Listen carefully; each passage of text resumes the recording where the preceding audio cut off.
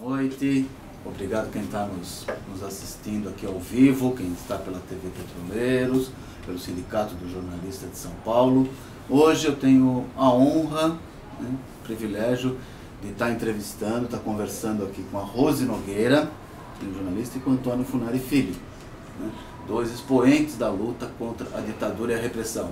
Nós estamos no dia 1º de abril, o dia que ontem oficialmente foi a data do golpe militar, e nós temos aqui dois militantes que passaram pela cadeia, passaram por todos os percalços, Eu queria começar com a Rose perguntando o seguinte: essa iniciativa do governo de querer comemorar o 31 de março não acabou dando uma motivação a mais para a população entender o que foi, os militantes saírem, Rose?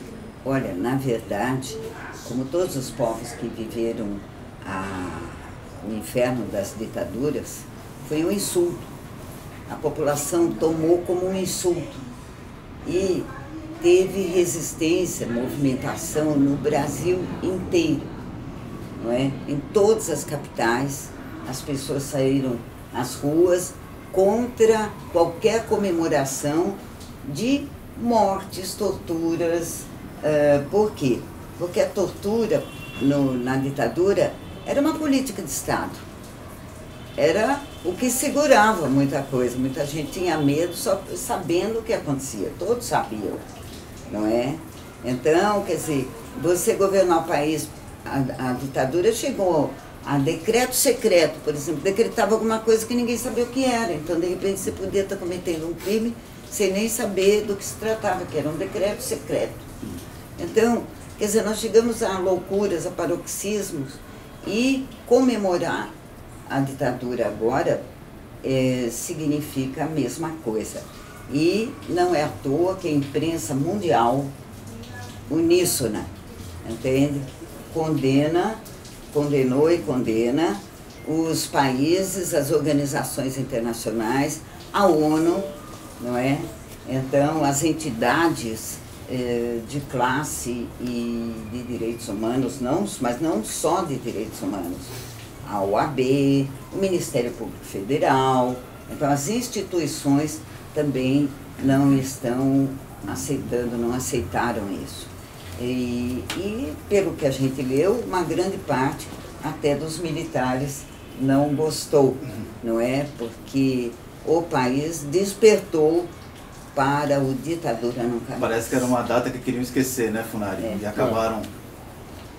É uma incompetência política absoluta. Na realidade, 31 de março, não tem significado nenhum. 31 de março ainda existia o presidente João Goulart. Se for para comemorar isso, seria muito bom. Porque nesse governo foi quando se travava uma batalha muito grande pela consolidação da democracia brasileira. Consolidação fazendo com que os benefícios da democracia chegassem a todos. E para isso eram necessárias reformas de base.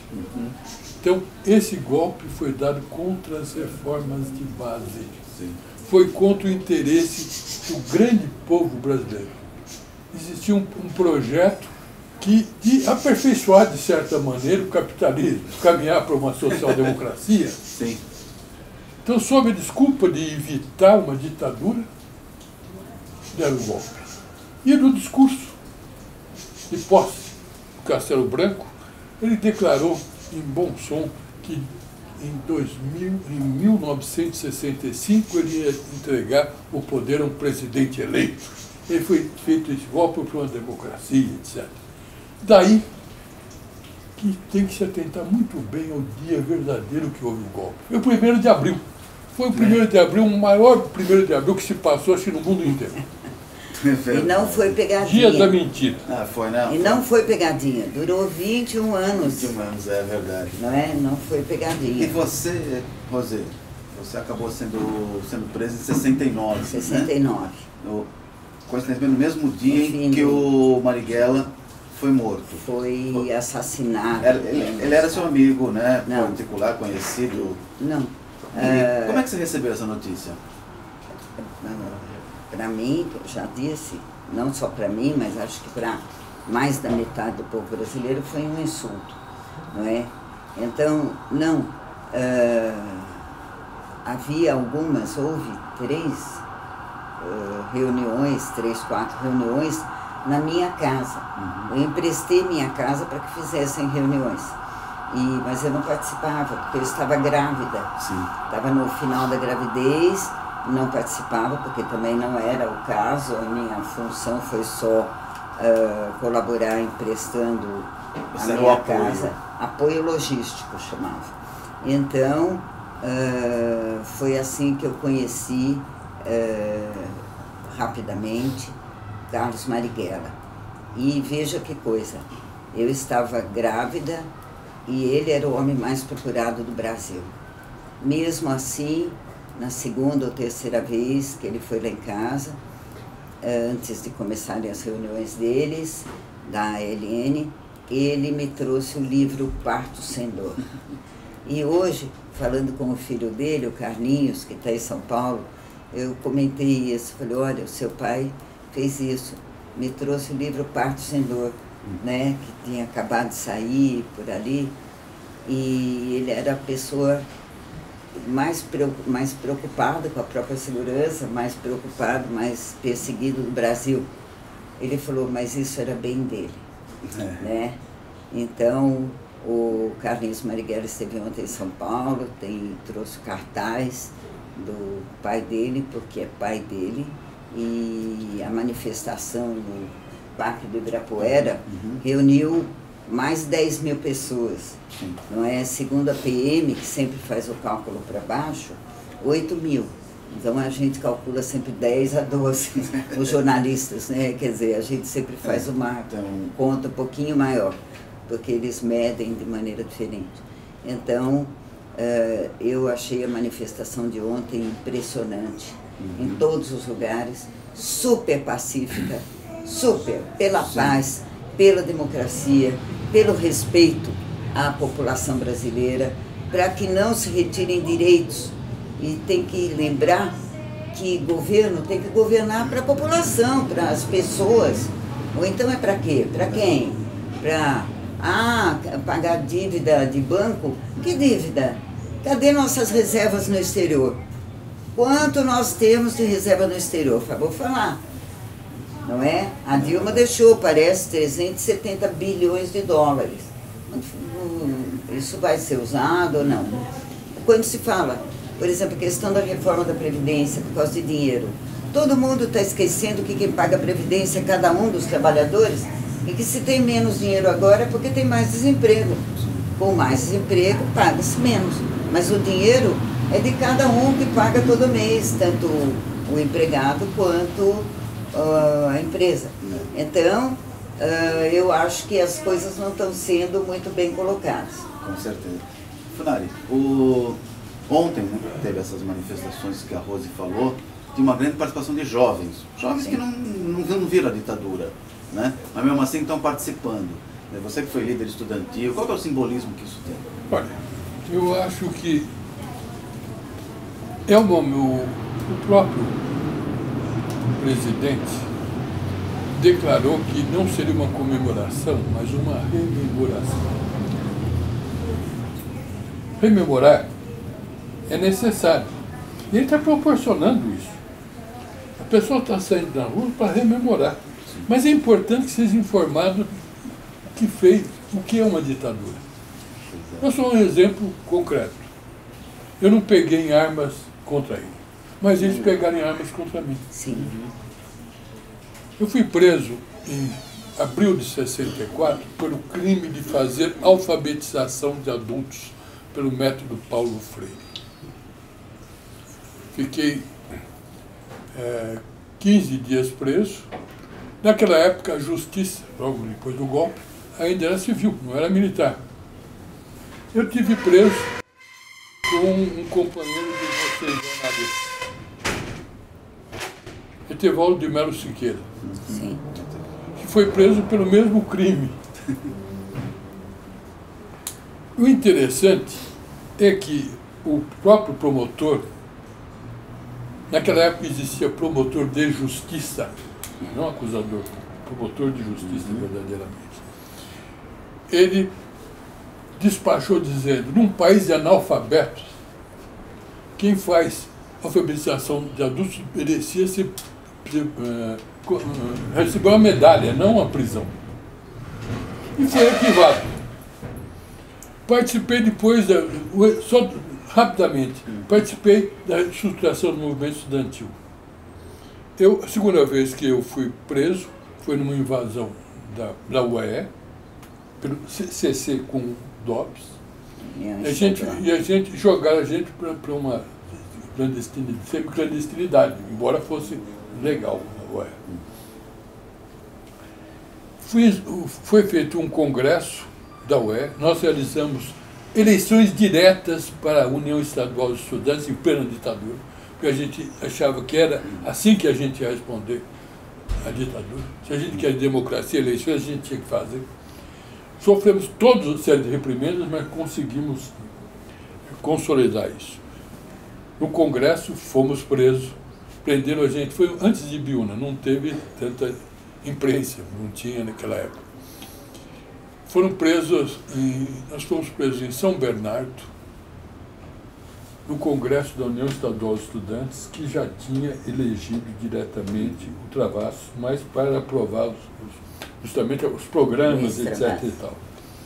Foi cercado pela polícia e nós fomos trazidos de ônibus para o DOPS. Eu subi na primeira cadeira do ônibus e abri o Congresso e pedi para o pessoal dar continuidade. O Congresso fez uma parte no DOPS, depois o pessoal saiu e concluiu o Congresso. Feito esse processo, comecei a responder. Então, do conjunto de todos, sobraram para serem processados 4 diretores. Eu, que era o presidente, o Mário Siqueira, que era o tesoureiro, Fausto Carneiro, que era o secretário, e Getúlio Hanashiro, que era o vice-presidente. Desse processo resultou, então eu comecei a ser réu. Sim. Me formei, fui ser advogado preso político. Fui trabalhar no escritório do Aldo Luiz e Silva. Então eu herdei como clientela, que ele teve que ir para o exterior, ele estava fora, quando teve o caso de Biúna. Aí nós fizemos 400 habeas corpus. E eu advogava, então, para preso político, sendo Fui preso na auditoria militar em janeiro de 1969, sob acusação de ter passado 1 bilhão para o meu cliente. Loucura. 400 presos. Então, essa acusação, em suma, fui condenado a 4 anos por dirigir entidade extinta por lei. Era a Lei de Segurança Nacional, dizia isso. Só que a União Estadual dos Estudantes até hoje não foi extinta. Sim. Eu fui condenado a 4 anos por isso. Só para dizer porque era um processo kafkianos mesmo, né? Quer dizer, tinha uma mínima lógica. Absurdo. Isso tem um pouco de, me parece também, do próprio trabalho que a mídia faz, né? De não revelar a verdade. Você, na época da sua prisão... Acaba confuso, como no tempo da ditadura. Na época da sua prisão, você estava na Folha da Tarde. Folha da Tarde. Que é do Grupo Folhas. O jornal fez alguma coisa no seu apoio? Como é que foi? O jornal Folha da Tarde, onde eu trabalhava, eu estava em licença maternidade, porque aí nasceu meu filho, não é? Em 30 de setembro. Eu fui presa em 4 de novembro. Meu filho tinha, portanto, 34 dias. Eu estava em licença maternidade. E que era de 3 meses na época, eu acho. E o jornal me deu abandono de emprego. Então, embora tenha noticiado a minha prisão, eu era funcionária da empresa Folha da Manhã e outros que foram presos lá, o Carlos Guilherme Penafiel e vários outros do jornal. A Folha noticiou e nós éramos funcionários do jornal. E no meu caso, quando eu fui lá buscar a ficha e tal, aí está escrito abandono, não é? Então, quer dizer, eles noticiaram que eu estava no DOPS. porque eu estava presa em licença maternidade. Então, foi isso. Esse foi o apoio, né? E me lembrou uma coisa, que por causa do Vicente Vicembar. O Vicente. Eu também trabalhei na Folha, trabalhei na Folha da Tarde. No período anterior, o Frei Beto tinha... Sim, o Frei Beto era nosso chefe de reportagem. O que acontece é o seguinte, um caso, ele não foi preso naquela ocasião, ele tinha sido preso antes. Ele foi preso na época do Brasil Urgente, antes do golpe. Teve logo depois do golpe, ele foi. O fato é o seguinte, que o Vicente acabou não conseguindo o registro profissional, que era necessário. Sim. É necessário ainda que para o jornalista ele ter o registro na Delegacia Regional, o DRT. DRT. E foi interessante que, muitos anos depois, eu fui delegado regional do trabalho e localizei a documentação em que, sobre o pedido de registro dele, e foi negado ou não aprovado porque faltava a folha corrida dele. O nada consta. O nada consta. Quer dizer, ele teve que... E não conseguia emprego mais para jornal. Ele teve que começar a trabalhar em revista, etc. Eu estou falando isso porque a ditadura não apenas atingiu os militantes, alguém que, sabe? Sim. Atingiu as pessoas das mais variadas formas. Sim. Quer dizer, quem tinha uma ficha não poderia prestar concurso público para nada. Quem era marcado não conseguia emprego. Sim. Em suma, atingiu muitas e muitas pessoas. Quer dizer, foi uma coisa que atingiu massas. A gente tem o levantamento dos mortos desaparecidos, que são as coisas mais graves. Mas o que se destruiu de pessoas, de carreiras, etc., é uma enormidade. Quer dizer, o Mário Chamber, convidado para uma palestra em Tóquio, ele estava... Foi preso, foi impedido de comparecer. Um cientista de um gabarito, considerado um dos gênios da humanidade. Então, o desastre que é uma ditadura, não tem o que... Olha, dizem que tem ditadura de esquerda e de direita. Nenhuma delas presta. As consequências são ruins. Sim. Quer dizer, e essa questão é fundamental que a gente coloca. Nós somos defensores de direitos humanos. Sim. Então nós geralmente somos oposição em qualquer governo. Até porque isso é muito desejado até nas democracias. Né? Mas quando chega numa ditadura, vira política de Estado.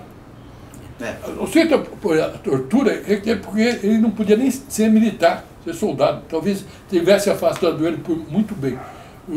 Deviam ter punido. Foi só afastado, foi aposentado, porque ele não conhece o Código de Genebra.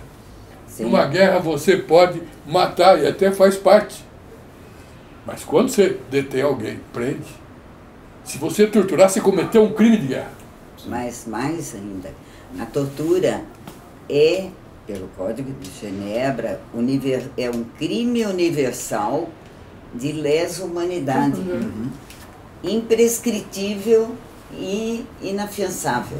Aliás, foi com base nesse preceito que o juiz espanhol, que nós conhecemos, ele esteve aqui no Brasil, chamado Baltasar Garzón, andaluz, da Andaluzia, viajou lá para a Inglaterra, da Espanha para a Inglaterra, e prendeu o general Augusto Pinochet, o ditador chileno, com base em um crime universal de lesa humanidade. Portanto, qualquer pessoa, em qualquer tempo, mesmo que tenha acabado aquela ditadura, o crime é imprescritível. Qualquer pessoa pode prender um torturador. E quem faz a apologia do crime comete o mesmo crime. E mais, quer dizer, no caso nosso, envergonha a nossa nação, nosso país. E, Rose, tem a tortura física, que ela é terrível, né? Só quem passou pode ter ideia. mas tem também a tortura psicológica. No seu caso, você tinha um filho... as duas. Então, você tinha um filho recém-nascido, não podia vê-lo. Foi levado você lá tinha medo de perdê-lo, de nunca mais ver. Como é que estava isso em você? Eu fui presa pelo DOPS, pelo próprio Esquadrão da Morte, que o promotor Hélio Bicudo provou que existia e condenou. Pelo delegado Fleury e aquela turma dele. Bom, eles achavam que eu tinha um bebê de 34 dias, lá em casa disseram, o moleque vai para o juizado de menores.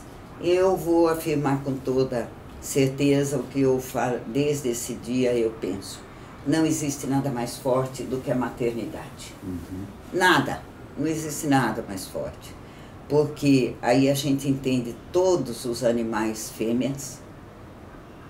Eu pulei na hora, falei, ele não é moleque, é o meu nenê, é o meu bebê. Na hora me ofendeu, falei, e o moleque vai para o juizado de menores. E ele não vai para canto nenhum. E vocês não vão pôr a mão no meu filho.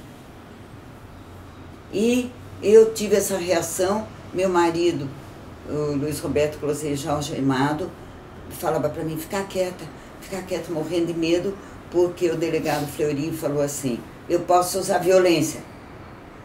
Eu falei, pode. E que mais? Pode. Ele podia me dar um tiro ali, que mais? Não é? Que poder que é esse, matar uma mãe? Ele acabou, eu falei, ele não vai para o juizado de menores. Não vai, porque não existia ainda a FEBEM, chamava juizado de menores, que era um depósito de criança. E aí, falei, só vou presa com vocês se ele ficar com a minha família. Só. E não tem conversa, não vou. Ele falou, isso é resistir à prisão. Então mas eu não vou. E no fim ele encostou num móvel, bufava assim. Isso dá mais medo, me dava mais medo do que o revólver. Aí eu falei, o que ele vai fazer? Aí ele falou, então tá bom, fica aqui a noite inteira com 2 investigadores dele, lá da turma dele, fica aqui e se chegar alguém aqui tá preso. E o sofá da minha casa tinha um bracinho de madeira. Aí eles me amarraram nesse bracinho com um cinto de couro. Eu fiquei lá. E só se a criança chorar, ela pode levantar. E ela estava no outro quarto? No quartinho dele, no bercinho dele, foi à noite. Então, aí, quando ele chorava, eu ia lá, e eles acabaram me deixando ir e tal. Amamentar, trocar o menino, não é? Eu estava recém-parida. E aí concordaram em deixar, no dia seguinte vieram me buscar, na casa da minha sogra, que ficava na rua Rego Freitas, porque era caminho do DOPS. Na casa da minha mãe, que era na Vila Olímpia, consideraram longe. Então, na Rego Freitas. Aí deixei o bebê lá e não tem dor maior. Nunca, até hoje, senti uma dor maior do que deixar meu filho lá. Sim. Sem saber se ia voltar a vê-lo. Deixei e ela não estava. Entende? Tinha uma outra pessoa lá e eu tive que deixar, e desesperada. Aí fui com eles para o DOPS, não é? Depois de eles me esqueceram um tempinho, depois de alguns dias, começaram a me chamar, porque então, para saber nada, né? Saber nada. No meu caso, eu tinha 23 anos, não é? Aí começaram a achar que eu era bonitinha e que estava, como é magra demais, eles diziam, eu sempre fui muito magra, para ser recém-parida. E aí começaram a me chamar de Miss Brasil. Então, aí vocês podem imaginar o que é uma moça ser Miss Brasil do Esquadrão da Morte. Fui eu. E um dos torturadores, o pior deles, o mais tarado, chamava Trali. Ele se incomodava que eu tinha leite. E eu cheirava muito leite azedo, sangue, estava sangrando, que a gente sangra aos 40 dias do parto, todo mundo sabe. E aí eles, como é que chama? Riam e me batiam porque eu estava cheirando mal. Mas o leite incomodava ele. Inclusive, eu tinha um vestido o único vestido era assim, que transpassava, que era exatamente para de amamentar. Aí ele tirava, aí quando ele vestia o leite, escorria por 2 vezes, ele fechava. E então me mandaram para carceragem. Naqueles dias, durou uns 3 dias isso, para tomar uma injeção. E quando eu soube lá, a injeção era para cortar o leite. E ele dizia que o leite incomodava o desejo dele. Então, aí passei, foi isso, e aí começaram a dizer que iam levar meu filho lá, que iam queimar, que iam fazer isso, e foram buscar minha sogra, meu sogro e o bebê, dizendo para eles que a gente ia ter visita.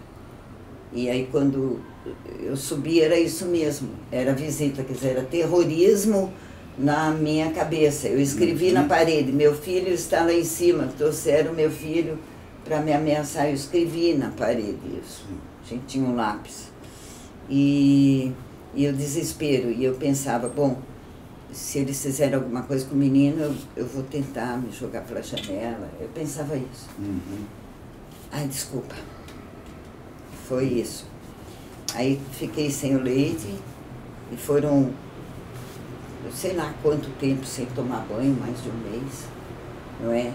E tive uma infecção puerperal muito grave, muito séria. Depois, só quando tive prisão preventiva 1 mês e meio depois, nas vésperas do Natal, não só eu, isso, o pessoal que foi preso na mesma época. Aí fomos para o presídio Tiradentes, porque aí o juiz aceitou o processo contra nós, tivemos prisão preventiva. E só aí a minha família conseguiu que o médico pudesse me ver. E ele constatou uma infecção puerperal muito grave, tomei antibióticos e tudo, melhorei, porque eu tinha virado um pano de chão, um fiapo de pano de chão. E aí nunca mais pude ter filhos. Então tenho a sequela perpétua da tortura. É perpétua, entende? Quer dizer, nunca mais eu pude ter filhos. E a coisa que eu mais queria, e meu bebê tinha nem 40 dias, era ser mãe. E eu gosto de ser mãe até hoje, eu adoro ser mãe. Então, mas eles tinham razão numa coisa, marca de tortura não passa. Não passa. Agora, eu continuo sentindo, por exemplo, me dá uma vontade de pôr a mão no seio, entende? De segurar. Então, não passa, não passa. E todos, isso aconteceu com todos. E ao mesmo tempo, né? Agora, teve gente que passou por coisa muito, muito pior. Então, mas assim, quer dizer, com todo esse sofrimento, com toda essa dor, também é um local, é uma experiência que se faz de fato os companheiros, né? Sim. As pessoas com que você carrega ainda a vida inteira, claro, essa amizade. O amizade, o companheirismo, claro, solidariedade. Um compromisso humano, um compromisso humano, entende? Que você tem com a vida e com as pessoas, mas com a vida em geral, com a vida toda, com a vida da planta, com a vida dos animais, com a vida dos humanos, principalmente, não é? Então, te faz comprometida com a vida. É impossível não ser comprometida com a vida quando você conhece o que é uma ditadura de perto. E, portanto, comemorar ou rememorar, sim, nós estamos aqui rememorando, para que nunca mais aconteça. Não é? Para que nunca mais aconteça, porque muitos chegaram à morte, entende? Então é isso que nós temos que pensar. De como a ditadura solta suas bestas feras.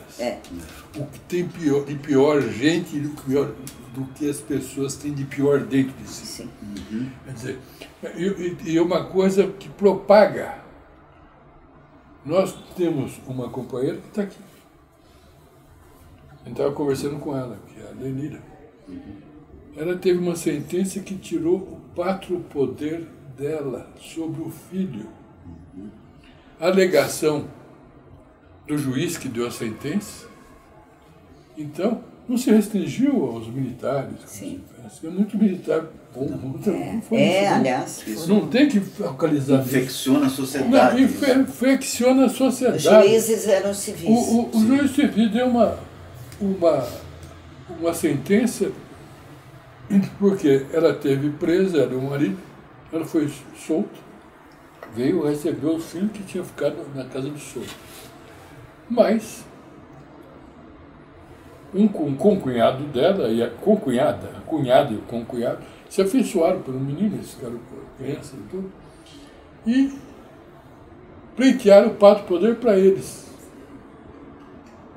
Houve um juiz que deu uma sentença alegando que se vivêssemos na União Soviética, ou na China, teria sentido ela ficar com o pátrio poder. Mas a gente vivia no Brasil, em que essa ideologia era banida. E não seria bom para o menino que ficasse com ela. Então, o que tem de absurdo quando você instala uma ditadura, não tem limites. Já teve alguém que não é só o problema do lado de cima, é o guardinha da esquina. É. Aliás, Então, o vice-presidente falou isso. Quem tem um pouquinho de poder, ou se julga, e desencadeia o que é pior, o ódio entre as pessoas. Então, um presidente da República eleito, ele tem que conclamar e se proclamar presidente de todos os brasileiros. E da paz. E pregar a paz, articular a paz. Porque sem paz não tem progresso. Quando você cria esse clima de ódio, de amizade, por isso que a gente está fazendo. E essa marcha foi feita pela paz. Sim. E nós queremos a paz, mas não a paz do cemitério. A paz criadora, criativa. Que todos possam viver. Todos possam viver. E conviver. O rapaz ganhou a eleição, tudo bem. Tem eleição daqui a 2 anos. O importante é a gente manter, conseguir as conquistas que ele teve. Muita gente morreu, muita gente foi torturada, muita gente perdeu emprego, muita gente perdeu condições de sobrevivência, para que se construísse um processo democrático. Agora, uma pessoa que foi eleita num processo democrático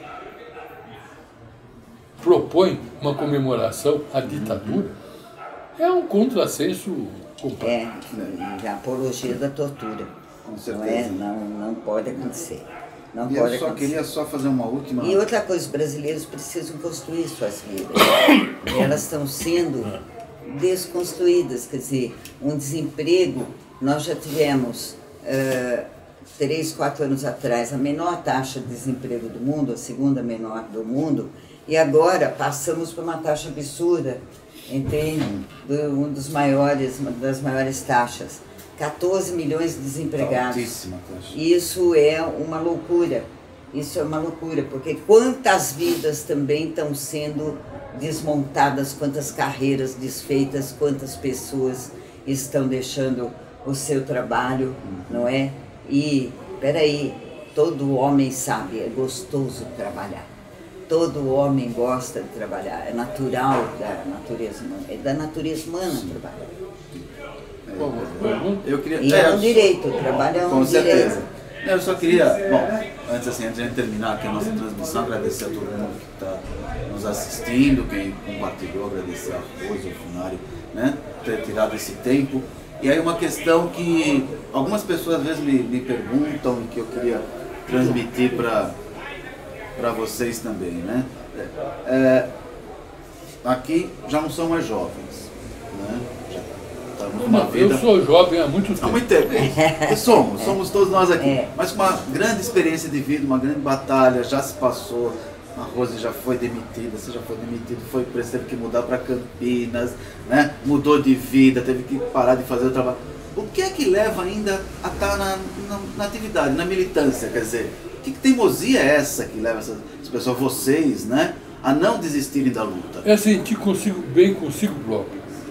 é alguma coisa que a gente faz por necessidade, mas não é por vingança. De jeito nenhum. É para conseguir... E nem por nenhum interesse material. É para conseguir reconstruir aquele país dos nossos sonhos. A gente acha que o testemunho da participação é fundamental para as novas gerações. Se aprende muito mais do que um discurso, do que uma escrita, uma fala, o exemplo. O exemplo é alguma coisa que transmite às pessoas. Não adianta os pais darem para os seus filhos compêndios, etc. e tal, para se conduz na sua vida própria com ética. E é importante também que se formem cidadãos que tenham empatia, que se coloquem no lugar dos outros. Tem que se colocar no lugar dos outros para a gente poder ter condições de constituir uma nação verdadeiramente fraterna. Claro. O amor à vida. O amor à vida. O amor à vida, a qualquer vida, faz a gente continuar. E Então, faz com que a gente não perca a esperança. Entende? E amor à democracia também. Vamos ter outras eleições. claro. Vamos discutir tudo isso ao longo do tempo. Não é?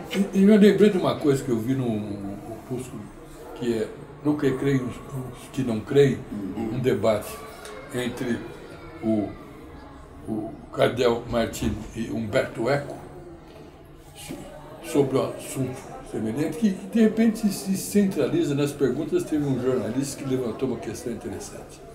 Questão de instinto. O instinto humano, nós temos o instinto da sobrevivência. Esse instinto é individualista. Você faz tudo para sobreviver, para morrer. E se tiver com fome, você pega. Mas tem outro sanduíche. instinto que é muito importante, mais importante. É o instinto da sobrevivência humana. Exato. Esse instinto da sobrevivência humana que faz com que esse depoimento que ela deu mostre a importância da maternidade. Sim. Então nós todos somos mães e pais das novas gerações. E isso que nos move. Exatamente. Muito obrigado. Obrigada. Obrigado, Obrigada a Rose. você. Obrigado, Fernando. Nossa luta aí continua. A luta Muito continua. obrigado para todo mundo E que que está nunca assistindo. mais aconteça e ninguém passe por isso, nunca mais. Tortura nunca mais. Tortura nunca mais. Você é uma das grandes representantes do grupo. Sou. Obrigado, Rose.